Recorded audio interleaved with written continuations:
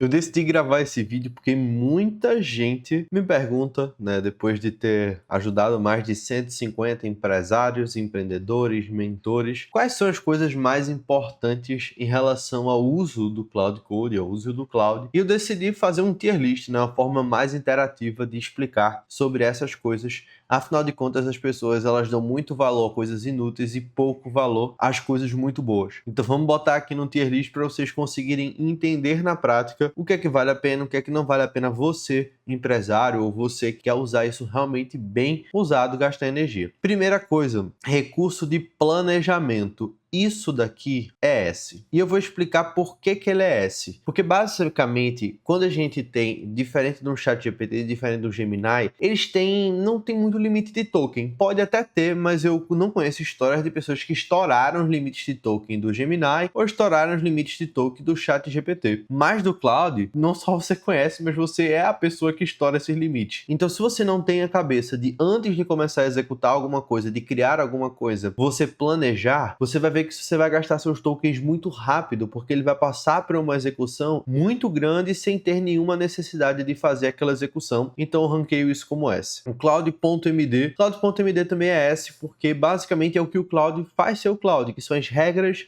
perante cada um dos momentos do Cloud. Então, quando você entra no Cloud, você estabelece regras. Seja falar mais direto, seja você se portar de forma mais educada, mais formal, dar respostas mais objetivas, ele te tratar como um amigo, como um irmão, como um primo, ou mesmo falar de uma forma divertida, ou não, naquele projeto sempre trazer soluções mais criativas, e isso ele entende para cada contexto. Eu acredito que isso aqui é muito valioso. Próximo tópico, gerenciar contexto. Eu acredito que isso já foi um tópico muito grande, tá? Porque no passado isso era mais forte, mas acredito que com a evolução dos modelos, do Opus, a evolução, né, na época que eu comecei a usar, eu acho que era o Opus 4.5 ou 4.6, hoje a gente já está no Opus 5, é mais tranquilo isso, né? Ele é mais inteligente para trabalhar o contexto, e na época a gente tinha que ficar dando barra contexto, barra compact, barra compact, barra compact para fazer as coisas. Eu acredito que isso mudou, isso facilitou a nossa vida, certo? Conectar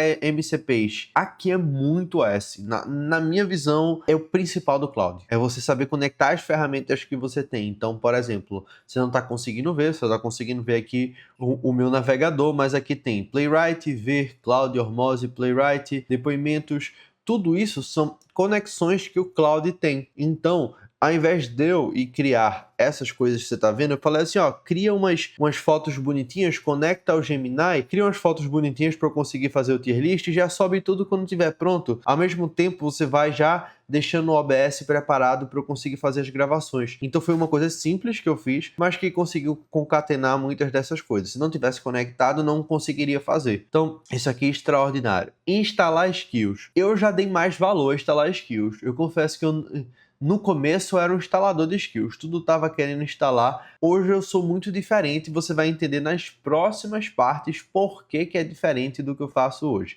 Então hoje eu digo que instalar skills é B. Eu acredito que as skills necessárias são rápidas de você ter. Por exemplo, um Playwright, você vai ter um Grillme, você vai ter um Superpowers. Pronto, você instalou essas, você já desenrola o resto muito fácil.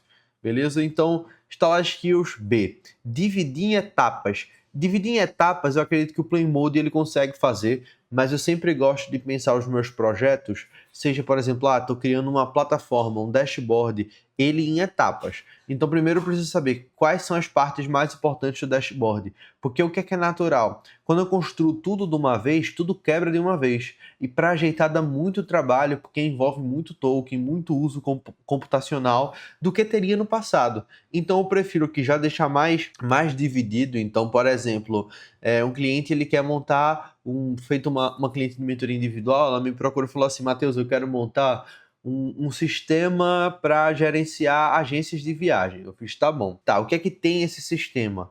Ele tem um banco de dados com todas as coisas que a gente já fez, certo? Então tu concorda comigo, né? Você que está vendo esse vídeo, que antes de eu passar para como o sistema vai aparecer, eu preciso organizar o banco de dados? Então a primeira etapa do projeto é a organização do banco de dados. Então ela precisa subir aquela parte do banco de dados. Depois a coisa que ela fez foi, a gente sempre manda para o cliente no mesmo padrão visual, dependendo do continente. Beleza, agora qual que é a próxima noção que eu tenho que ter? qual é o padrão visual, tanto de texto, né, qual que é a tipografia, qual que é a parte da imagem, onde vai a imagem, como é que é a hierarquia das coisas, como é que é o balanço das imagens, certo? A partir do momento que ele entendeu esse padrão, eu preciso que ele entenda que cada imagem, né, cada localidade, Europa, América do Sul, América Central, vai ter uma cor diferente. Logo, primeira parte, preciso que ele tenha um padrão visual. 2, que cada vez que eu falar de uma região, ele vai dar uma cor diferente. Só daí, então, eu posso criar o dashboard, eu posso criar as opções, porque a base, vamos dizer que a parte invisível já está pronta, então a parte visível fica mais fácil. Isso é a importância de dividir em etapas. Todas as vezes que eu vi alguém frustrado por não conseguir o resultado que desejava, é porque essa pessoa ela não dividia em etapas. Agente de QA, já dei mais valor no passado. Então, o que é o agente de QA? Você faz um projeto, né? Você faz um processo completo, e ao invés de você chegar lá no fim e falar assim, ô fulano, deixa eu ver se está tudo certo, você já pede para ela aplicar um agente de QA para revisar se nenhum botão está quebrado, se nenhuma função está fora do lugar. Alguns vão chamar isso de spec. Eu aprendi como QA, né, que é Quality Attendance. É como se fosse alguém dentro de uma empresa que faz isso. E aqui já vem outra coisa que não está aqui, mas eu vou incluir na fala, tá? Que é você pensar por função e não só por o que precisa ser feito. Ou seja, você não pensa só o que precisa ser feito, mas quem faz, para que você crie uma habilidade, para que você crie recursos. Então, exemplo, quem dentro de uma empresa cria a parte visual de um software? Quem dentro de uma empresa cria a parte visual de uma página de vendas? Então, você pede para ele agir como um web designer, você pede para ele agir como um especialista em UX e UI, para que ele desenvolva aquelas coisas. Matheus, eu não sei. Você pergunta quem dentro da empresa fica responsável por isso, para que você crie habilidades relacionadas a isso. Então hoje eu dou B a ele porque conforme o Opus ele foi evoluindo, ele foi cometendo menos erros. Então, o Sonnet, se você coloca o Sonnet para fazer coisas difíceis, ele ainda comete erros. Já o Opus não. O Opus ele flui super bem, não tem muitos desafios não. Outra coisa que eu julgo S. Então, aqui a gente colocou a questão de planejar. Eu vou colocar entrevista e planejamento na mesma instância, porque com o tempo eu confesso que eu parei de apertar no botão de modo de planejar e eu passei a fazer. Me faça uma entrevista antes de executar. Então, você pede para ele fazer uma série de 10 perguntas, de 15 perguntas, ou um questionário que você vai respondendo aqui para ele. E uma chave legal, uma chave poderosa para você que está aplicando isso no seu cloud é, ao invés de escrever, você fala. Você aperta no botãozinho que tem lá e você fala com o cloud, porque você vai conseguir transmitir muito mais contexto do que normalmente você faria, por exemplo, digamos que escrevendo. Então, se eu vou escrever, exemplo, vou botar, sei lá, eu quero que você faça, isso já foi 7 segundos. Você falar, eu quero que você faça, 2 segundos eu falei a mesma frase. Então você consegue transmitir muito mais contexto. A IA vai trabalhar muito melhor se você fizer essa entrevista. Outro que eu digo que é S, para necessidade do dia a dia, é o Skill Creator, que é uma habilidade que a própria Anthropic traz. Então, ao invés de eu falar de skills na internet, eu vou criando as habilidades que eu quero. Então, quando eu entendo que eu conecto os meus MCPs e crio as habilidades que eu quero, eu posso criar uma habilidade e uma rotina para que ele sempre entre no meu cloud,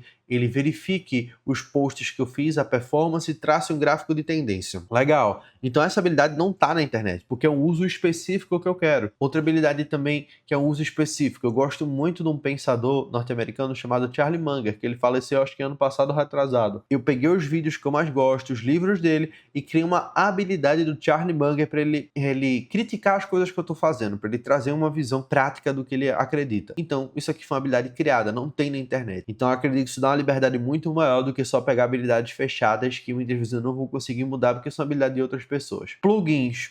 Plugins eu usei pouco. Eu boto C. Muito pouco. Eu não boto D porque é útil, mas eu não considero que hoje é tão útil, não. Acho que com os recursos que ele foi criando, a inteligência hoje, ela sobrepõe os plugins. E escolher o modelo.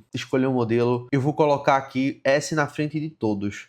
Porque se você escolhe o modelo errado, você vai ter um resultado muito inferior. E eu já vi isso em diversas imersões. A pessoa ela faz uma página com Sonnet e faz uma página com Opus, a página é muito superior com Opus. Tipo, é incomparável quanto é superior. Tanto de função, tanto de botões, tanto de visibilidade mesmo, né? Você visualizar a página fica muito mais bonita. Então tem funções que com certeza o Fable faz melhor, o Opus faz melhor, o Sonnet faz melhor. A mesma coisa que eu gosto de brincar aqui, não tente matar uma barata com uma bazuca. Ou seja, tem coisa que o Sonnet vai fazer melhor e você só tá com preciosismo de usar um modelo desnecessário. Então, vou organizar uma pasta. O Sonnet ajuda, o Raico ajuda nesse caso. Você não precisa pedir para um exército matar uma formiga nem uma barata. Você só pode fazer o básico ali. Então, para cada função e cada complexidade, você troca o modelo. Então, sempre fica ali no canto direito, é tranquilo de fazer. Times em paralelo. Eu acredito que aqui também existe algo que eles adicionaram. No passado você tinha que criar os times, só que eu acredito que a Anthropic ela teve a malícia de entender que nem todo mundo sabia criar os times. Então o que é que eles fizeram? Eles começaram a ensinar ou incluir, né, imputar isso já dentro dos fluxos. Então hoje se você escolhe um Opus, né, ali coloca no esforço extra, esforço ultra code lá, ele vai ativar o modo de com vários agentes ao mesmo tempo, com vários times, com várias revisões. Então eu vou colocar tanto os subagentes como os times em paralelo em A, porque já é uma função que está ali. Então, se você usa um modelo com mais potencial, automaticamente ele vai ativar os times em paralelo. O que é legal? Quando você entende que cada função que você faz precisam de vários agentes. Então, exemplo, eu vou precisar escrever uma página. Você concorda comigo que eu vou escrever uma página e essa página de vendas, ou vou escrever uma copy para vendas, né? Um e-mail. Eu vou fazer uma pesquisa, essa pesquisa eu vou mandar para um roteirista, esse roteirista ele vai escrever e vai passar por uma revisão. São 3 etapas, vamos dizer assim. Só que eu não vou pesquisar só no mercado. No meu mercado, eu também tenho que pesquisar em outros mercados, então eu posso usar times em paralelo. Então, só um time de pesquisa que vai enviar para um time de escrita, que vai enviar para um time de revisão. Isso é um caso. Outro caso, eu vou montar uma página. Eu posso aqui que o time criativo já vá trabalhando na parte visual, pensando na marca, enquanto o time de pesquisa vai fazendo outra coisa. Então, aqui são subagentes, nesse primeiro caso. Nesse segundo caso, times em paralelo que eles podem ir fazendo várias coisas ao mesmo tempo. Quanto mais agentes empreendidos numa missão, mais token você vai gastar. Isso aqui não tem mistério. CLI sem MCP, ou GD. No passado, você utilizar um VS Code, você utilizar ali outras plataformas para abrigar o cloud era muito bom. O Anti-Gravity, tipo assim, nossa, o uso dele no Anti-Gravity era coisa de outro mundo. A pessoa voava. Só que com as atualizações, eles foram percebendo que eles precisavam deixar mais parecido com um uso, né, de um Anti-Gravity, de um VS Code, do que da forma como era antigamente. Então hoje eu boto D, porque tá atualizado, funciona super bem, você consegue abrir várias janelas ao mesmo tempo, não é misterioso. Comandos básicos. Comandos básicos aqui, acredito que com evolução, D também. D também, acho que já foi. Deixa eu só até conferir o que é o comando básico. Hoje é tranquilo, porque, por exemplo, você tem ali embaixo, onde tem uma bolinha, que você preenche no canto direito, no rodapé direito, ele informa o teu uso, ele informa quanto de contexto está gastando, quanto falta até você preencher as 5 horas, ou até resetar a próxima sessão. Isso não tinha no passado, você tinha que ir lá, configurações, clicar em uso. Então eles encurtaram o caminho, acredito que isso foi muito inteligente. Então D, não tem tanta funcionalidade. Usar só como chatbot, nossa, isso aqui é D completo. E se você hoje está com dificuldade, faz, poxa, mas eu vejo tanta gente fazer coisas legais no cloud e eu não consigo, é porque você ainda está pensando como se fosse um Gemini, como um ChatGPT, e não é. Ele é uma coisa que executa por você. Então, caso você esteja tendo essa dificuldade, eu recomendo que você entre aqui no perfil e veja outros vídeos que se relacionam com isso, para você entender como você faz na prática para extrair o máximo de potencial do seu cloud, para que você consiga acelerar o seu uso e o seu desenvolvimento. E por último, começar sem plano nenhum, aí é D completamente. Por que é D, Matheus? Porque basicamente não adianta você estar utilizando o cloud sem usar o potencial dele. Então você pode ver que todas as coisas que estão em S e no A são coisas exclusivas do cloud. Beleza, o Codex tem? Tem. Mas eu prefiro confiar numa empresa que se atualiza toda hora, que tem como foco o usuário, do que confiar numa empresa que, enfim, tenho minhas dúvidas com o ChatGPT, certo? Espero que esse vídeo tenha aberto a sua mente de coisas que você pode fazer. Caso você viu alguma coisa que tá no S, tá no A, e você fala, nossa, isso aqui eu não fazia. Passa a aplicar, dá uma pesquisada nisso, vê aqui no canal se tem algum vídeo que vai te servir nesse aspecto, seja da tier list das habilidades, seja como é que você substitui seu time, como criar uma página. A gente tem vários desses aqui no nosso canal e vão ser de bastante utilidade para você, perfeito? Se você gostou desse vídeo, não esquece de se inscrever aqui no canal e a gente se vê nas próximas. Beijo, beijo, abraço, abraço. Tchau, tchau.